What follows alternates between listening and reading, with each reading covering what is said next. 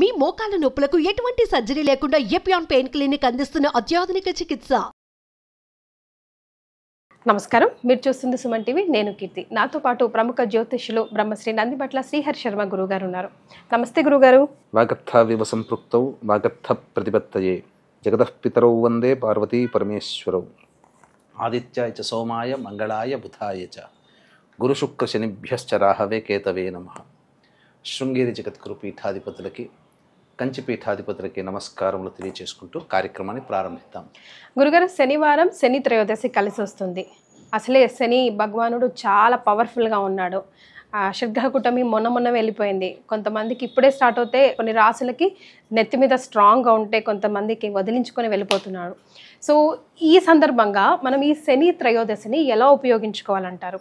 ఈరోజు వివిధ రాసుల వారు ఎలాంటి పరిహారాలు పాటిస్తే వారి జీవితం బాగుంటుందంటారు? ఇలాంటి విషయాలని వీడియో ద్వారా మనం తెలియజేద్దాం గురుగారు. తప్పకుండానమ్మా. అంటే ఇప్పుడు ప్రస్తుతం మనం గమనించుకున్నట్లయితే వెరీ రీసెంట్గా 29 మార్చి తేదీన శని భగవానుడు కుంభరాశి నుంచి మీనరాశిలోకి ప్రవేశం చేశాడు.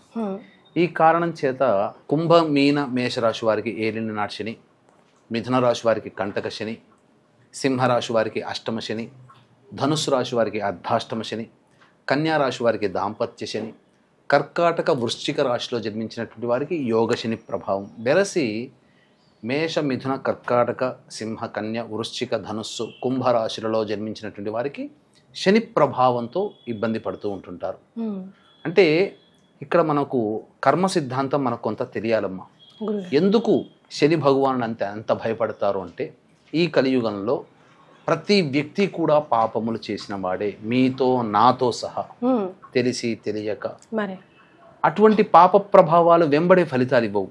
ఎప్పుడు ఆ పాప ఫలితాన్ని మనం పొందుతాము అనంటే, ఈ శని భగవానుల వారు సంచరించేటువంటి రాశులని సందర్భంగా అష్టమ శనో, అర్ధాష్టమ శనో, ఏలిని నాటి శనో, యోగ శనో, కంటక శని ప్రభావం ఉన్నప్పుడు, అప్పుడు మనం గతంలో చేసినటువంటి పాపాలు, ప్రారబ్ధ కర్మలు, గత జన్మ దోష ప్రభావాలు వెరసి ఒక్కటిగా చేరి మనను ఇబ్బంది పడుతూ ఉంటుంటాం. కాబట్టి శని ప్రభావంని గురైనటువంటి రాశుల్లో జన్మించినటువంటి వారు ఆ శని త్రయోదశి సందర్భంగా ఉన్నటువంటి రోజున కొన్ని పరిహారాలు పాటించుకుంటే చాలా మటుకు ఉపశమనం లభిస్తుంది. గురుగారు, శనివారం శని త్రయోదశి ఎందుకు అంత ఆస్పిషియస్ డే, అంటే అంత పర్టికులర్గా మనం ఎందుకు చూస్తాం? త్రయోదశికి శనికి ఉన్న ఆ లింక్ ఏంటి గురుగారు? చాలా మంచి ప్రశ్న వేశారమ్మా. ఎందుకనంటే త్రయోదశి అనేటువంటిది తిథికి అధిపతి రుద్రుడు. నవగ్రహాలలో రుద్రాంశ సంభూతుడుగా పేర్కొనబడినటువంటి గ్రహము శని భగవానుడు. సాక్షాత్తు ఈశ్వరునే ముప్పు తిప్పలు పెట్టినటువంటి గ్రహం, అంటే నిజాయితీగా పనిచేసేటువంటి గ్రహం. ముఖ్యంగా త్రిమూర్తులలో లయకారకుడు ఈశ్వరుడు ఎలాగో, నవగ్రహాలలో లయకారకుడు శని భగవానుడు. కాబట్టి ఇట్టి రుద్రునికి సంబంధించినటువంటి తిథి త్రయోదశి తిథి, శనికి సంబంధించినటువంటి వారము శనివారము, ప్రదోషకాలం ఎలాగో సంబంధించినటువంటి ఈ రుద్రునికి సంబంధించి చెప్పబడింది కాబట్టి శని త్రయోదశి అని అంటుంటారు. ఓకే, అంటే ఉదయం 8:30 లోపే ఉంటుంది త్రయోదశి కాలం అంటున్నారు గురుగారు. అంటే ముందు రోజు పాటించాలా? శుక్రవారం రోజు, శనివారం రోజు పాటించినా కూడా సూర్యోదయానికి ఉంది కాబట్టి విధి విధానాలు అదే రోజు ఆచరించాలంటారా? ఇప్పుడు వస్తున్నటువంటి శని త్రయోదశి చాలా ప్రత్యేకమైనది, మహత్యపూర్వకమైనదిగా చెప్పబడినది. ఎందుకంటే శనివారము త్రయోదశి తిథి కలిసి వచ్చినటువంటిది శని త్రయోదశి. పైగా శనికి సంబంధించినటువంటి ఉత్తరాభాద్ర నక్షత్రము ఉదయం 6:42 వరకు ఉంది.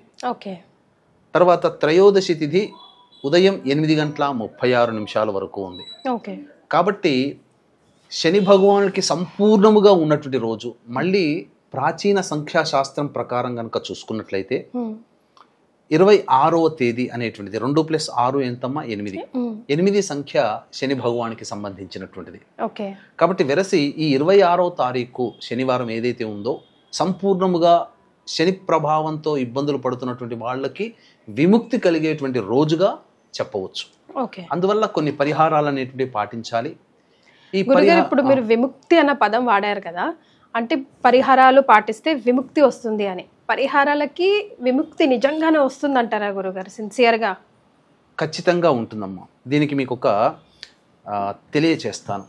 ఇప్పుడు మనం ఉన్నటువంటిది ఏంటిది, ఎండాకాలం. అంటే మధ్యాహ్నము 2-2:30 కల్లా మనం ఎక్కడికైనా వెళ్ళి మన పని చేసుకొని రావాలి. మనము మామూలుగా నడుచుకుంటూ వెళ్తాం, పని చేసుకుంటూ వస్తాం. ఎండాకాలంలో ఏమవుతుంది, ఎండ బాగా తగులుతుంది, తద్వారా దాహం వేస్తుంది, అలాగే చాలా శరీరము కృషించిపోతుంది. పని వెళతాము, పని పూర్తి చేసుకొని వస్తాము, మనకు తెలియకుండానే అలసిపోతాం. అదే ఒక గొడుగుని ఆధారంగా తీసుకున్నా, లేదా ఒక మంచి కారులో మనం వెళ్ళినా, మనం వెళ్తాము, పని పూర్తి చేసుకుంటాము, వస్తాము, గొడుగు చేసుకుని వెళ్ళామనుకోండి, మనకు ఎండ నుంచి మనం రక్షింపబడతాం. కానీ ఎంతో అంత కొంత ఎండ వేడిమి మనకు తగులుతుందిగా. కారులో వెళ్ళినా, మనం బయటకు వెళుతాము, నడుస్తాము, ఆ కొంత సమయం మన శరీరం కష్టపడుతుంది కదా. అంటే కష్టపడడం తప్పదు, కానీ ఉపయోగించే సాధనం ఏదైతే ఉంటుందో అది దేవతానుగ్రహంగా మనం భావించాలి. గొడుగు ఆధారము దేవతానుగ్రహం, కారులో ఏసీలో పెట్టుకొని వెళ్ళడం దేవతానుగ్రహం. అంతే కదా. కాబట్టి అంటే కారులో వెళ్ళినంత మాత్రం దేవతానుగ్రహం అని కూడా వాదించే మూర్ఖులు ఉంటారు ప్రేక్షకుల్లో. కానీ ఏంటనంటే మనం దీన్ని ఎలా అర్థం చేసుకోవాలంటే, దేవతానుగ్రహం గనక పొందితే ఒక గొడుగు వేసుకొని వెళితే మనం ఎంత సునాయాసంగా మన కష్టం లేకుండా మనం పూర్తి చేసుకున్నామో, కారులో ఏసీ పెట్టుకొని వెళితే మనం ఎంత సునాయాసంగా మనం పూర్తి చేసుకున్నామో, అదే విధంగా దేవతానుగ్రహం ఉంటే అంత సునాయాసంగా మన పని పూర్తి అవుతుంది. కష్టం ఉంటుంది, కానీ ఆ కష్టము బాధ మనల్ని బాధించదు. అది గుర్తుపెట్టుకోవాలి. కంప్లీట్ అంటే మొత్తానికే కాకుండా అట్లీస్ట్ దాని కొంచెం తప్పించగలదు. షేడ్ అట్లీస్ట్ ఇంకా బాగా ప్రేక్షకులకు అర్థమయ్యేటట్టు చెప్పాలంటేనమ్మా, కొండంత పోయేది గోరంతలో. అంతే. ఇప్పుడు మనము బండి మీద వెళ్తుంటాం, కింద పడాలి, దెబ్బ తాకాలి అని రాసి పెట్టి ఉంటుంది. ఇప్పుడు దేవతానుగ్రహం ఉందనుకోండి, ఏమవుతుంది, గుడ్డ పేలికలు ఉన్న చోటనో, ఇసుక దిబ్బలు ఉన్న చోటనో, మట్టి ఉన్న చోటనో పడి కొద్దిగా రాసుకొని ఆ దెబ్బలు మనకు ఇబ్బంది పెడుతుంది.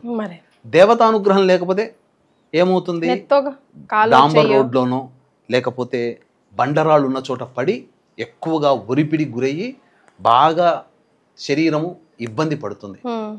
అంటే మనకు జ్యోతిష్యంలో ఈ సంబంధించినటువంటి కింద పడడం అనేటువంటిది ఉంటుంది, కానీ నువ్వు ఇంత మేర దెబ్బ తగులుతుంది, ఇన్ని సెంటీమీటర్లు నీకు రాసుకపోతుంది, ఇంత రక్తం పోతుంది, ఇంత ఔన్సుల రక్తం పోతుంది అని ఎక్కడ శాస్త్రంలో ఉండదు. కింద పడడం అనేటువంటిది ఉంటుంది కర్మవశాత్తు.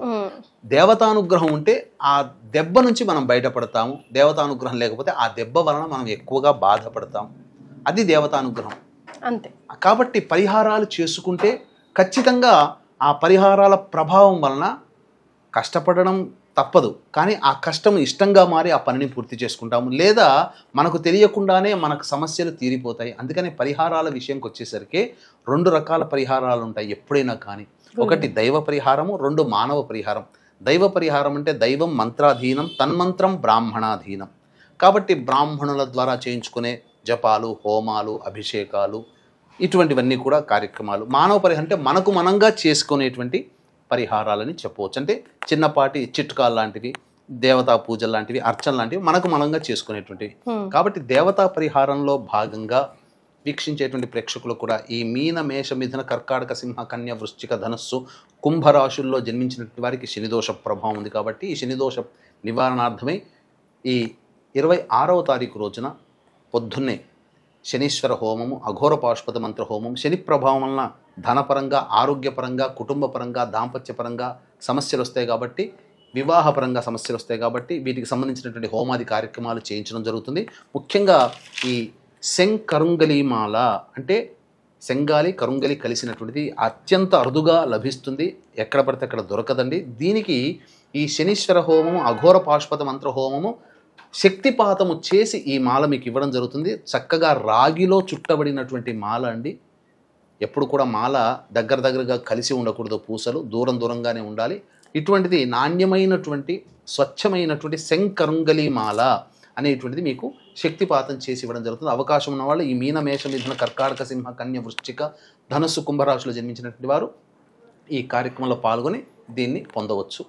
ఇక మానవ పరిహారాల్లో భాగంగా రమ్మ, ఎందుకనంటే మనకు సూర్యోదయం ప్రారంభమైన దారభ్యత దుర్ముహూర్తం ప్రారంభమవుతుంది ఈ యొక్క శనివారం రోజున.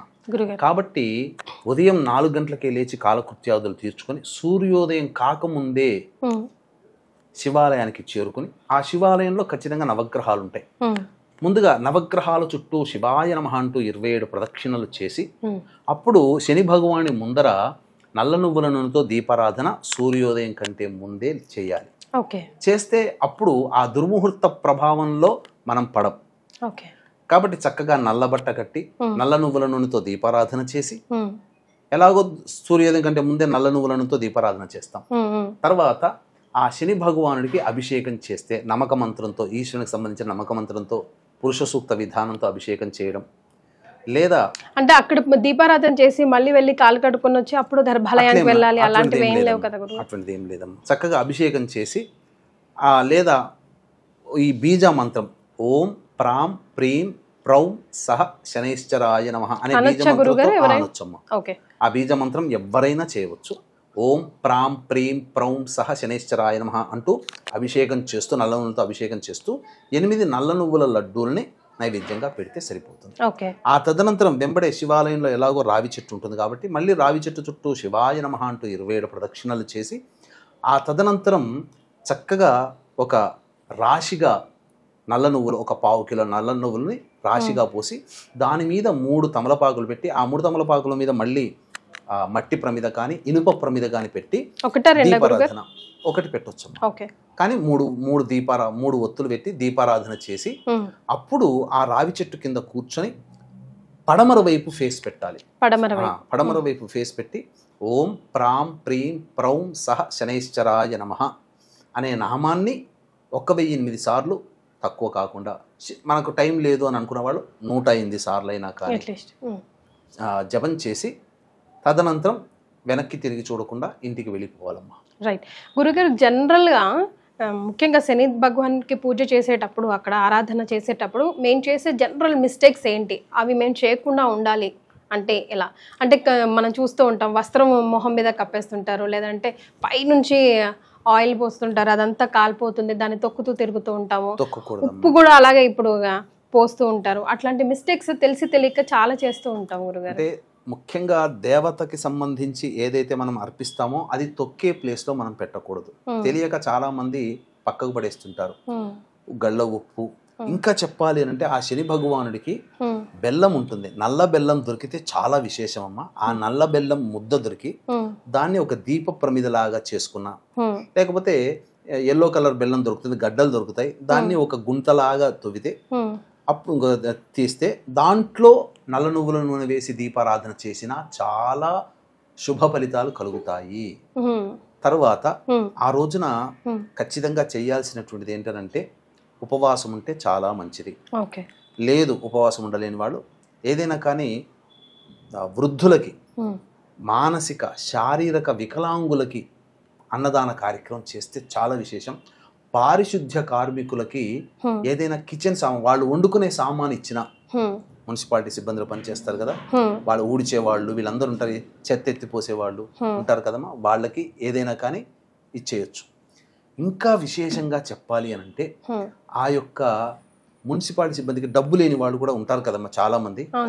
అప్పుడు మనకు కిచెన్ సామాను కొనేంత శక్తి లేదు అనుకున్న వాళ్ళు కనీసం వాళ్ళకి ఛాయ్ తాగండమ్మా అని చెప్పి ఒక 10 రూపాయలు చేతిలో పెట్టినా చాలు. ఆ పుణ్య ఫలితం చాలా బాగా పనిచేస్తుంది. ముఖ్యంగా మరీ ముఖ్యంగా ఆ రోజున మాస శివరాత్రి కూడా అయింది. 26వ తారీఖు రోజు మాస శివరాత్రి కాబట్టి అవకాశం ఉంటే ప్రదోషకాల సమయం వరకు ఉపవాసంతో ఉండి మళ్ళీ శివాలయానికి చేరుకుని ప్రదోషకాలంలో ఆ శివుడికి అభిషేకము అర్చన చేస్తే మహా అద్భుతమైనటువంటి ఫలితం కలుగుతుంది. అంతేకాకుండా ఆ రోజున కాలభైరవుడి దేవాలయం ప్రతి శివాలయంలో ఉంటుంది. అవునండి, కాలభైరవుడికి కూడా నల్ల నువ్వుల నూనెతో అభిషేకం ఆ రోజు చేస్తే ప్రదోషకాల సమయంలో ఇక ఈ శని భగవానుడు వల్ల కలిగినటువంటి ఈతి బాధలు ఏవైతే ఉంటాయో అవన్నీ కూడా మనకి తెలుస్తుంది. మనం బాధపడతాము, వీటి వల్ల మనకు సమస్యలు వస్తున్నాయని తెలుస్తుంది, కానీ ఆ సమస్యల పరిష్కారం కూడా జరిగిపోతాయి. అది అందుకనే మీన, మేష, మిథున, కర్కాటక, సింహ, కన్య, వృశ్చిక, ధనుస్సు, కుంభరాశుల్లో జన్మించినటువంటి వాడు ఇటువంటి వాళ్ళు ఈ పరిహారాలు పాటించుకోవాలి. అవకాశం ఉంటే మన పీఠమాధ్యంలో జరిగేటువంటి ఈ కార్యక్రమాలు నమోదు చేసుకోవడం ద్వారా శంకరుంగలి మాల అనేటువంటిది వాళ్ళు పొందవచ్చు. ఇది ధరించడం ద్వారా నెగిటివ్ ఎనర్జీ అనేటువంటిది మన శరీరంలో ఉండదు, పాజిటివ్ ఎనర్జీ వస్తుంది, నరదృష్టి నరఘోష పోతుంది. ముఖ్యంగా కాలసర్పదోషము కుజదోషముతో బాధపడుతున్నట్టు వాళ్ళకి ఈ శంకరుంగలి మాల చాలా బాగా ఉపయోగపడుతుందని చెప్పవచ్చు. రైట్, చాలా సంతోషం గురుగారు. శనివారం శని త్రయోదశి మాస శివరాత్రి కలిసి రావడం, ఈరోజు మనం అంతా ఎలా సద్వినియోగం చేసుకోవాలో, ఏం చేయాలి ఏం చేయకూడదో సవివరంగా గురుగారు తెలియజేశారు. సో ఈ అన్ని రాసుల వారికి ఆల్మోస్ట్ ఎఫెక్ట్ అయి ఉంటుంది కాబట్టి ఈరోజు మీరంతా కూడా సద్వినియోగం చేసుకోవాలని మనస్ఫూర్తిగా కోరుకుంటున్నాను. చాలా సంతోషం గురుగారు, ధన్యవాదాలు. సర్వం శ్రీ ఉమామహేశ్వర పరబ్రహ్మార్పణమస్తు.